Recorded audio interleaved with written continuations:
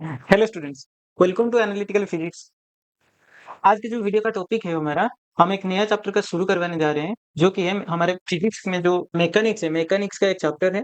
Mechanics का जो basic chapter है, वो आज हम पढ़ने जा रहे हैं। ठीक है। अच्छा, देखो पहले तो हम जानते हैं कि मैकेनिक्स क्या है। मैकेनिक्स मतलब ये है कि वो एक फिजिक्स का एक ब्रांच है, जो कि हमारे मोशन ऑफ द पार्टिकल और मोशन ऑफ द ऑब्जेक्ट के साथ जुड़ा रहता है, और उसके रिलेटेड जितने भी सारे हमारे कॉन्सेप्ट है वो हम पढ़ेंगे। ठीक है। तो पहले हम देख लेते हैं मैकेनिक्स के बारे में। मैकेनिक्स जो है हमारे पास दो तरह का होता है। ठीक है। मैकेनिक्स दो तरह का मतलब क्या क्या है? एक जो है हमारा काइनेमेटिक्स, और दूसरा है हमारा डायनामिक्स। ठीक है। मतलब ये पूरे मैकेनिक्स को हम पढ़ने के लिए दो पार्ट में इसको डिवाइड कर दिए हैं। ठीक है। ये जो दो पार्ट कौन कौन से हैं? एक है हमारा काइनेमेटिक्स एंड दूसरा जो है हमारा डायनामिक्स। अच्छा, तो काइनेमेटिक्स एंड डायनेमिक्स। काइनेमेटिक्स में हम क्या पढ़ेंगे? जो ऑब्जेक्ट जो है वो मोशन कर रहा है, उसका हम प्रॉपर्टीज देखेंगे, जैसे कि उसका डिस्टेंस, वो कितना ट्रैवल किया, वो कितने डिस्टेंस ट्रैवल के लिए कितना टाइम लिया। टाइम फाइंड आउट कर सकते हैं, मोमेंटम फाइंड आउट कर सकते हैं, और हम क्या कर सकते हैं, हम इसका वेलोसिटी, एक्सेलरेशन, ये सारी चीजें हम निकाल सकते हैं। लेकिन डायनामिक्स क्या है? डायनामिक्स जो है हमारे जो मोशन का कॉज बताता है, रीजन क्या है, रीजन बिहाइंड द मोशन क्या है, वो हमें बताती है डायनेमिक्स। जैसे कि हम कोई फोर्स अप्लाई किए, किसी बाहर की जगह से किसी एनर्जी की वजह से मोशन हुआ, तो किसी फोर्स की वजह से मोशन हुआ, वो हमें डायनेमिक्स बताता है। मतलब कॉज ऑफ मोशन जो बताता है वो डायनेमिक्स है। ठीक है। अच्छा, तो हम क्या पढ़ेंगे? काइनेमेटिक्स। ठीक है। तो इस चैप्टर में काइनेमेटिक्स पढ़ने से पहले हमें कुछ टर्म्स जानना होगा। इस चैप्टर में वो टर्म्स क्या क्या है? पहले तो जो है, हम इसमें बहुत सारे टर्म्स तो यूज करेंगे। अभी हम कुछ बेसिक टर्म्स डिस्कस कर लेते हैं। जैसे कि है पहला एक ऑब्जेक्ट। ठीक है। ऑब्जेक्ट, ऑब्जेक्ट क्या है? ऑब्जेक्ट वो है जो जिसके ऊपर हम कुछ एक्सपेरिमेंट करने वाले हैं। ठीक है। मतलब कुछ एक्सपेरिमेंट मतलब क्या है, जो हम जिसके ऊपर हम काइनेमेटिक्स का रिजल्ट देखेंगे या फिर काइनेमेटिक्स अप्लाई करेंगे, वो है हमारा ऑब्जेक्ट। ठीक। ऑब्जेक्ट का डेफिनेशन फिर क्या हुआ ना? द ऑन व्हिच एक्सपेरिमेंट्स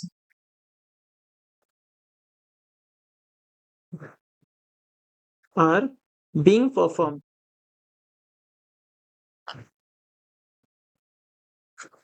ठीक है। और दूसरा जो है हमारा ऑब्जर्वर। ऑब्जर्वर क्या है? जो इस एक्सपेरिमेंट को देखेगा। One who observes the experiments. ठीक है। अच्छा, एक्सपेरिमेंट का मतलब क्या है? जिसके ऊपर वो हम काइनेमेटिक्स को अप्लाई करने जा रहे हैं। ठीक है। वो हमारा एक्सपेरिमेंट है। ठीक। अच्छा, तो अब हम क्या देखेंगे ना इस चैप्टर में? जैसे कि हो गया, ये हम मोशन के बारे में पढ़ने जा रहे हैं, तो पहले हम देख लेते हैं इसका दो जो मेन टर्मिनोलॉजी है, वो है रेस्ट एंड मोशन। इन दोनों के बीच क्या डिफरेंस है और ये दोनों क्या है?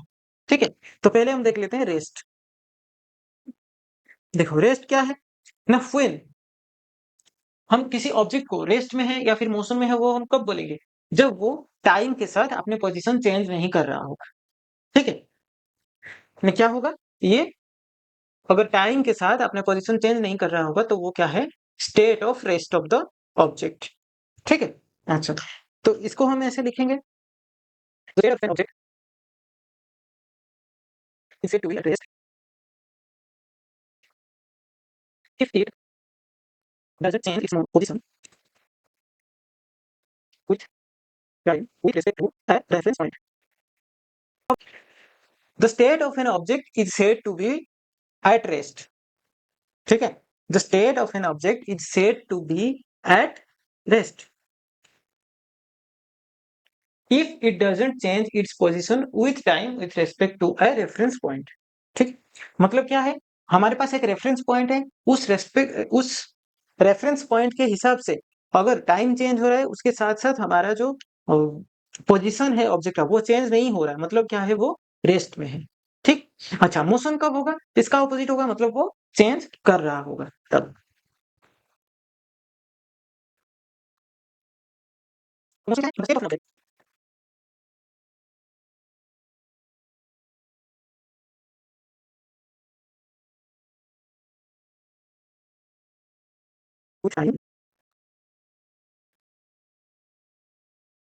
तो क्या हुआ ना, the state of an object is said to be in motion if it changes its position with time with respect to a reference point. तो ये क्या है, अगर रेफरेंस पॉइंट के हिसाब से टाइम चेंज होने के साथ साथ अगर उसका पोजीशन चेंज होगा तो हमारे पास जो ऑब्जेक्ट है उसको हम बोलेंगे कि वो मोशन में है। ठीक है, अच्छा, तो हमें ये पता चल गया रेस्ट क्या है, मोशन क्या है। अभी एक और चीज पता करना है, वो है हमारा जो रेफरेंस पॉइंट। अब हम देखेंगे रेफरेंस पॉइंट क्या है। रेफरेंस पॉइंट क्या है, a fixed point, a fixed point nearby the observation,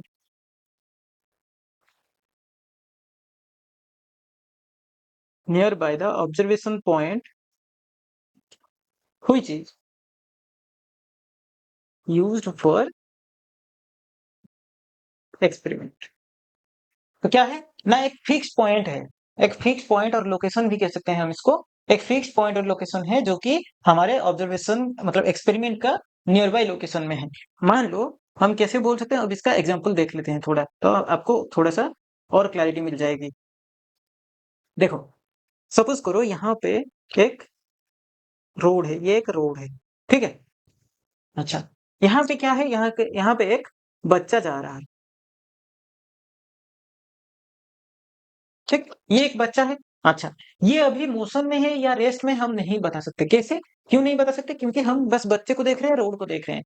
तो इमेजिन करो आप रियल में ऐसे हो, एक रोड पे एक बच्चा है, ठीक है। आप कह सकते हो कि वो रेस्ट में है या मोशन में है, उसके सराउंडिंग को ना देख के नहीं बता सकते। तो इसमें क्या होगा, हम इसके सराउंडिंग को देखेंगे कि यहाँ पे सपोज एक शॉप है, एक शॉप है, तो हम वो शॉप को देख के बता सकते हैं कि वो शॉप के करीब आ रहा है या उससे दूर जा रहा है। वो हम देख के बता सकते हैं, ठीक है, कि शॉप को क्रॉस करके वो मतलब करीब आके फिर से दूर जा रहा है। तो ये जो शॉप बन गया यहाँ पे, ये बन गया हमारा रेफरेंस पॉइंट।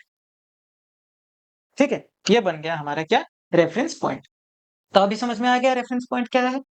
ठीक है, अच्छा, यहाँ पे एक इंपॉर्टेंट लाइन ये लिख लो कि there is no such thing that is absolute rest और एब्सोल्यूट मोशन। ठीक है, मतलब हमारे पास there is no such thing which is absolute rest और एब्सोल्यूट मोशन। ठीक है, मतलब क्या है, हमारे पास एब्सोल्यूट रेस्ट और एब्सोल्यूट मोशन वाली कंडीशन कुछ है ही नहीं। इसमें क्या है ना, रेस्ट एंड मोशन हमेशा रिलेटिव होता है, इज ऑलवेज रिलेटिव।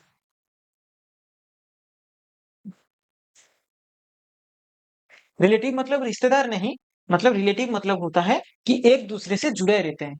ठीक है, रिश्तेदार नहीं कि वो चाचा फूफा ये वगैरह सब। ठीक है ना, अच्छा, तो ये जो रिलेटिव का मतलब ये होता है हमारा कि अगर कोई ऑब्जेक्ट, वो ऑब्जर्वर के ऊपर डिपेंड करता है कि वो रेस्ट में है या मोशन में है। मतलब ऑब्जर्वर कहाँ से देखा है, ऑब्जर्वर के ऊपर डिपेंड कर रहा है कि वो रेस्ट में है या मोशन में है। ठीक है, तो ये जो हुआ कि rest and motion is always relative, इसके बारे में हम जब हम फ्रेम ऑफ रेफरेंस पढ़ेंगे उसमें थोड़ा और डिस्कस कर लेंगे इसके बारे में। ठीक है, तो आगे बढ़ते हैं। आगे जो है हमारा फ्रेम ऑफ रेफरेंस। तो फ्रेम ऑफ रेफरेंस क्या होता है,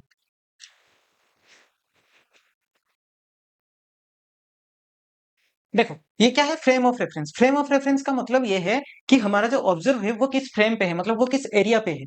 ठीक है, मतलब क्या है, ये किस एरिया पे है ऑब्जर्वर। ठीक है, अच्छा, जैसे कि मैं इसको शॉर्ट में लिख लेता हूँ FOR। ठीक है, आगे जब भी मैं FOR यूज करूंगा तो समझ लेना कि ये फ्रेम ऑफ रेफरेंस है।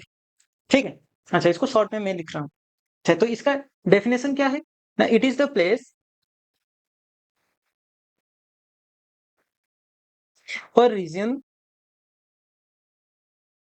From which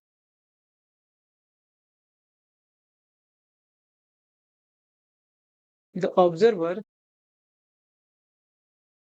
observes the events, observes all the events. ठीक है, तो ये क्या है ना, ये एक प्लेस है, रीजन है, एरिया है, जहां से ऑब्जर्वर अपना जो एक्सपेरिमेंट है उसको देख रहा है। ठीक है, अच्छा, ये जो फ्रेम ऑफ रेफरेंस है ये हमारे पास दो तरह का होते हैं। एक है हमारा inertial frame of reference and दूसरा है हमारा non inertial frame of reference.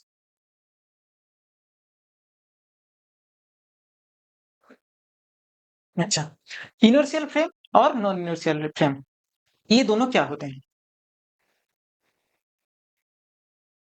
Inertial frame जो है वो क्या है, पहले हम देख लेते हैं inertial frame.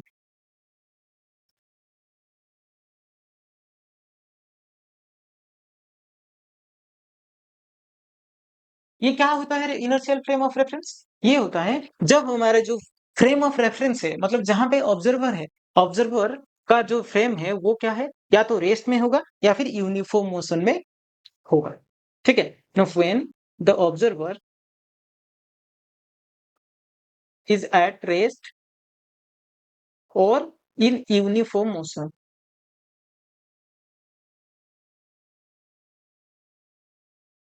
Uniform motion means constant velocity में होगा, जीरो एक्सेलरेशन के साथ होगा।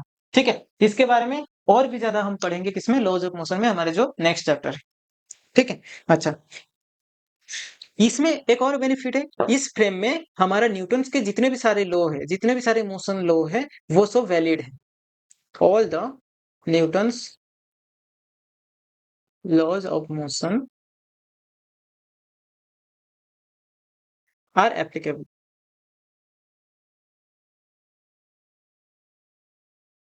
ठीक, अच्छा, फिर हम देखेंगे क्या, non inertial frame of reference.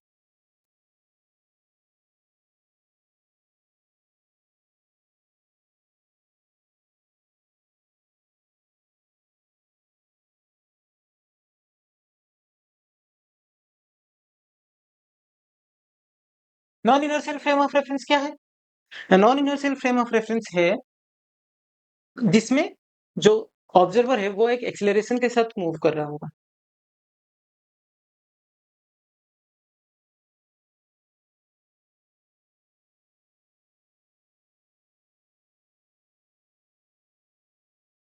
वह एक्सीलरेशन के साथ मूव कर रहा होगा। यहाँ पे इस फ्रेम में हमारे न्यूटन्स के लॉज सारे इनवैलिड है, फेल है।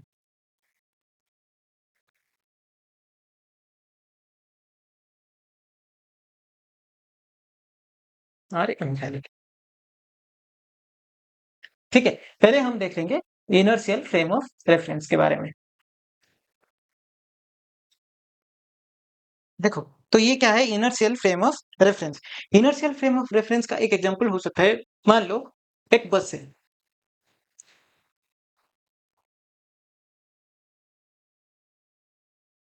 एक बस, ठीक है, इस बस के अंदर बहुत सारे ऐसे ट्रैवलर्स हैं।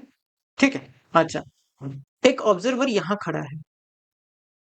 ठीक, ये अगर इस बस को देखेगा कि बस, मतलब इसको लगेगा कि बस मूव कर रहा है, बस इस डायरेक्शन पे मूव कर रहा है। ठीक है, लेकिन बस में जो बैठा है, बस में अगर सपोज तुम बैठे हो, तो बस में जो बैठे हो तुम बाहर देखोगे तो ये क्या है, ये तुमको लगेगा ये इस डायरेक्शन में मूव कर रहा है। ठीक है, और नहीं तो ऐसा लगेगा कि यहाँ पे अगर पेड़ पौधे हैं तो वो भी तुमको लगेगा कि वो भी मूव कर रहे हैं। ठीक है, लेकिन अगर तुम यहाँ पे देखोगे, तुम बस के अंदर, बस के अंदर रह के बस में जो लोग बैठे हुए हैं, जो और लोग बैठे हुए हैं, उनको अगर तुम देखोगे तो तुमको क्या लगेगा कि तुम रेस्ट में हो, और उसके साथ साथ वो जो तुम्हारे साथ जो लोग भी हैं वो रेस्ट में है। तो यही मेरा कहने का मतलब है, जो हम पढ़े थे कि there is no absolute rest and no absolute motion. तो इसका मतलब यही है कि इस ऑब्जर्वर के लिए तुम मोशन में हो और तुम्हारे लिए ये ऑब्जर्वर मोशन में है। ठीक है ना, तो इसीलिए हमारे पास अगर रेस्ट ही, एब्सोल्यूट रेस्ट ही नहीं है, तो कोई रेस्ट में नहीं है, कोई मोशन में भी नहीं है, इसीलिए हम बोलते हैं वो। ठीक है, अच्छा, एक non inertial frame of reference ले सकते हैं, जैसे कि तुम एक वो क्या है, वो जो सर्कुलर पाथ पे एक तुम बैठे हो। ठीक है, जैसे कि चक्री, चक्री जो होते हैं ना, उसमें अगर तुम बैठे हो तो तुम उसमें बैठ के बाहर देखोगे। ठीक है, तो वो है हमारा non inertial frame of reference. तो अभी तक हमने समझ ली कि inertial frame and non inertial frame of reference क्या होते हैं। ठीक है, नेक्स्ट वीडियो में हम जानेंगे हमारे पास स्पीड क्या है, डिस्टेंस क्या है, distance, speed, displacement, velocity, acceleration, ये सब के बारे में हम जानेंगे, इनका ग्राफिकल रिप्रेजेंटेशन देखेंगे। ठीक है, फिर हम इस चैप्टर में और भी सारे चैप्टर्स कवर करने हैं, जैसे कि थोड़ा सा इंटीग्रेशन को थोड़ा यहाँ पे इंट्रोड्यूस करना है, इंटीग्रेशन एंड डेरिवेटिव, डिफरेंशिएशन। ठीक है, ये दोनों को हमें यहाँ पे इंट्रोड्यूस करना है, जो कि तुम्हारा 12th मैथ में होगा, लेकिन यहाँ पे हमें 11th में ये जितने फिजिक्स के लिए जरूरी है वो हम कवर करेंगे इसी चैप्टर में, इसी प्लेलिस्ट में ही रहेगा वो। ठीक है, तो अभी के लिए इतना ही। आप हमारे चैनल पे नए हो तो हमारे चैनल को सब्सक्राइब करो, और वीडियो आपको अच्छी लगी हो, हमारे एक्सप्लेनेशन आपको अच्छा लग रहा है तो कमेंट करके बताइए। अगर कहीं पे कुछ करेक्शन करना है तो वो भी कमेंट करके बताइए, और अच्छा लगा है तो अपने दोस्तों के साथ शेयर करो। Thank you.